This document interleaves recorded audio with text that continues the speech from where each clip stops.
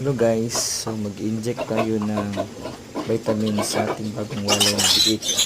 So pagkawalay ko nito, after 2 days, nag-inject ako ng pampurga.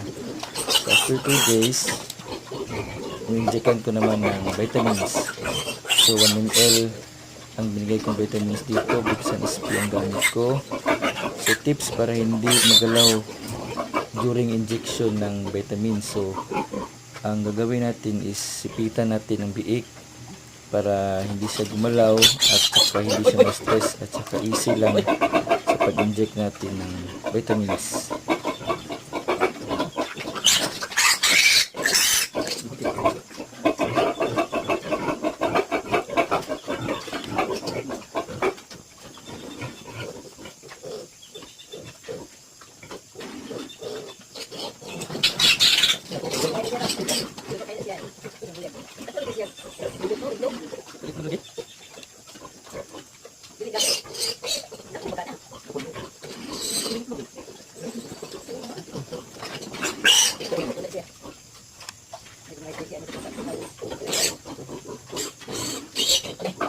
Merita?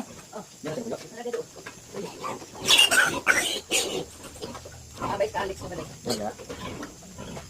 Kaya tatukan ko na.